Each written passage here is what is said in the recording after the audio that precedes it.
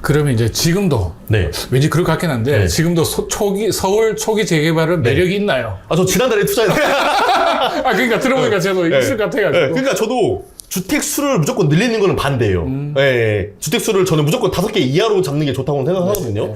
예, 그렇다 보니까 저도 실제로 투자를 한 것 중에서 다주택지지만 어떻게 갖고 있냐면은 임대사업화 투자를 해봤기도 하고, 물론 법인도 하나 갖고 있어요. 네. 법인도 갖고 있고, 그리고 지금은 많은 사람들이 모르는 건데 재개발 투자를 한다 그러면 무조건 뭐 빌라 투자 이렇게만 알고 있는데 그게 아니라 저는 지금 상가인데 이게 아파트가 될 수 있는 것도 있거든요. 맞아요. 이런 식으로도 갖고 그 있어요. 난이도 좀 더 높죠. 높죠. 상가인데 이제 들어갈 수 높죠. 편히 만들 수도 있고. 네, 맞아요. 확률이 좀 더 네. 아무래도 떨어질 거예요. 네, 그래서 이제 그런 것들도 갖고 있다 보니까 무조건 내가 주택수로만 늘리는 게 아니라 이런 거 작전적으로 해서 상황을 한다고 하면은 얼마든지 투자를 할 수 있는데 네, 많은 사람들은 무조건 재개발 투자하면은 그냥 어렵고 오래 걸리고 뭐 넓은 거 사야 되고 그게 어떻게 보면 네. 예를 들면 이제 갭 투자하는 거에 비해서 네. 뭔가 좀 알아야 될 게 되게 많잖아요. 네. 그래서 사람들이 네. 그런 것 같아요. 어디서 공부의 궤도가 안 올라가니까 맞아요, 어려워서. 맞아요. 예, 맞아요. 근데 아까 상가 이런 거는 싹상 이런 것도 해당하겠네, 그죠? 네, 그것도 마찬가지로 썩은 빌라가 재개발에 대해서 무조건 좋은 게 아니거든요. 네, 그렇다 보니 썩은 상가도 똑같아요. 네. 상가도 무조건 썩었다고 좋은 게 아니라, 그러니까 쉽게 얘기해서 형님 그거예요. 재개발을 볼 때 가장 잘못된 투자가 뭐냐면은 동네가 깨끗한데 거기 가서 낡은 거 사는 사람이에요. 이거는 정말로 잘못된 투자. 사람들이 잘못된 거예요. 내가 낡은 거 사야지 좋은 줄 알고 있어. 맞아요. 잘못된 투자고 가장 좋은 투자는 낡은 동네인데 내 물건은 신축급을 사는 게 가장 좋은 거예요. 예, 그래서 어차피 묶이면 같이 묶이는 거니까. 같이 뭐 묶이고 이게만 뺄 수는 없잖아. 맞아요. 그 평가 금액도 좋게 받고 네. 세입자 받기도 좋고. 예. 유지하기도 좋고. 네, 그래서 저는 그런 작전을 쓰고 때가 있어요. 될 때까지 유지하기 좋으니까. 네, 그래서 투자자들 모임 가면 저한테 뭐 썩빌 투자자 서쪽 소장님 소개합니다. 근데 아, 썩빌 투자하지도 않는데 나는 썩빌 투자자네. 예, 썩빌 투자 아닙니다. 예. 보통 썩피를 많이 갖고 있어요. 네. 알겠습니다. 네. 여전히 어쨌든 서울 초기 재개발은 매력적이다. 매력적이다. 근데 서울에서 재개발이 무조건 매력적이가 아니라 아니라? 서울에서 재개발이 돼서 아파트가 될 수 있는 조건을 갖춘 몇 군데만 매력적이다. 네. 그 몇 군데가 궁금한데. 그거를 아파트가 된 사례를 통해서 공부를 해가지고 그런 가능성이 높은 곳을 이제 투자를 하는 거죠. 알겠습니다. 네. 아유, 네. 오늘 뭐 재밌는 거 많이 나오네요. 자, 이제 좀 더 이제 깊숙하게 들어가지고 재개발 물건을 찾는 노하우 또는 원칙 네. 이런 거 있으면 조금만 알려주세요. 일단은 재개발 투자할 때 처음에 내가 가진 자본 금액을 확실하게 설정을 해야 그렇지. 돼요. 예. 이때의 자본금은 네. 이제 문제가 생기더라도 안 뺄 만한 거. 아, 예. 그렇잖아요. 여윳돈이겠죠. 그래, 여윳돈이 여윳돈이고. 아니면 예. 들어갔다 바로 튀어나오거든요. 예. 그죠? 재개발 투자의 장점 중에 하나가 대출 레버리지를 활용하는 게 아니라 전세라는 레버리지를 활용하는 거기 때문에 맞아. 최근에 이제 금리 인상 때문에 이슈가 되게 많았잖아요. 맞아요. 근데 저 같은 경우는 사실 타격이 하나도 없었거든요. 아. 왜냐면 대출이 하나도 없으니까. 왜냐면 다 전세라는 레버리지를 활용했기 때문에. 그렇기 때문에 전세라는 걸 활용을 하는 건데 일단은 재개발에 대해서 노하우로 찰 때 일단 금액을 설정을 한 다음에 이거를 어디다 쏠 건지를 정해야 되는데 말 그대로 아까도 설명드렸지만 2억이 안 되면은 무조건 초기 받을 수밖에 없어요. 서울에서. 그렇다고 하면은 뭐 예를 들어서 내가 돈이 뭐 7천만 원이다. 이러면은 뭐 서대문구, 뭐 동대문구 뭐 이런 식으로 서울의 맨 외곽이 아닌 곳들이 있는 거고요. 반대로 내가 5천만 원 이하다. 그러면 현실적으로는 서울 지도를 놓고 봤을 때 외곽권밖에 없거든요. 그렇지. 경기가 붙은데. 예, 예. 근데 내가 5천만 원인데 말 그대로 뭐 용산을 공부하고 마포를 공부하고 있으면 허짓이다. 그게 쓸데없는 공부예요. 근데 많은 아, 사람들은 근데 어떻게 보면 나중에 돈이 있을 걸 기대하고. 아, 할 네, 뭐 수도 그럴 있잖아. 수도 있죠. 근데 이제 현실적이진 않죠. 현실적이지. 근데 막 그래서 막 서울에 25개의 구가 있는데 그거를 막 다 공부한단 말이에요. 그게 쓸데없는 공부예요. 내 돈에 맞춰서 어디를 할 건지를 효과적으로 공부를 해야 되는데 예를 들어서 마포라고 하면은 형님 초기 재발 얼마 정도 필요할 것 같으세요? 마포. 아마 못해도 한 네. 1억 5천, 2억은 있어야 될 것 같아요. 1억 5천이죠, 그죠? 마포라고 하면 한 1억 초반 있으면 되거든요. 네, 1억 초반 있으면 돼요. 그렇다 보니까 내가 예를 들어서 뭐 7천만 원 있다. 근데 마포를 분석하고 있다. 이럴 필요가 없죠. 그럼 죽었다 깨어나도 마포는 현 시점에서 못 산다는 이야기잖아요. 그러니까 그거를 네. 가지 말라는 거잖아요. 네, 그래서 그 부분을 이제 잘 아는 사람한테 한번 물어보고 그렇지. 최소 얼마 정도 들어가냐. 그래서 그거에 대해서 맞추는 식으로 좀 빠르게 공부를 해야겠죠. 근데 그걸 아는 사람이 없을 수도 있잖아요. 우리나라의 초기 재개발을 저보다 잘 아는 사람 많이 없으니까요. 근데 이제 물어보면 알려주나요? 그거? 아, 그럼요.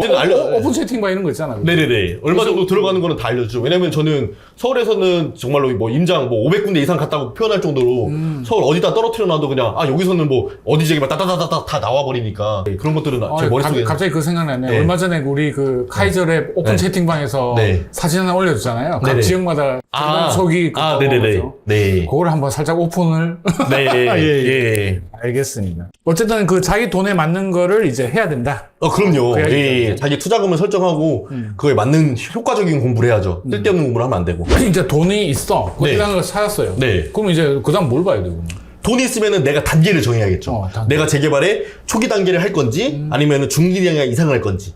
근데 어차피 그 단계마다 네. 들어간 돈이 딱 정해졌잖아. 네, 어느 정도 정해졌죠. 그렇죠. 그러니까 2억이 넘니 안 넘냐가 일단 첫 번째 포인트예요. 2억이 넘으면은 내가 선택을 할 수 있어. 아하. 재개발의 중기 단계도 볼 수 있어. 근데 2억이 없으면은 무조건 지금 초기다. 초기밖에 없어요. 네, 근데 초기밖에 없어요. 초기인데 네. 이것도 이제 될지 안 될지를 네. 보려면 뭘 또 알아야 되잖아. 네, 그거를 아까도 설명드린 것처럼 이제 면적이랑 아파트로 이제 재개발이 돼서 된 사례들을 분석해서 얘가 계속 재개발의 압력을 받으면서 쭉 나아갈 수 있는 그런 조건을 갖춘 곳인지. 아, 그건 이제 책을 보면 되나요? 아, 책을 보면 안 되고요. 아, 서초동님 책 있잖아요. 그 책만 보면 돼요. 네, 책보다는 이제 현실적으로 지금 시세에서 아, 그때부터 책 나온 지 한 3년 됐잖아요. 그죠? 그죠. 책이 나온 지 벌써 3년 지났죠. 네. 그 책도 좋은데. 네, 책도 이제 어떻게 뭐 좋은데 서초동님 그냥 만나는 게 낫다.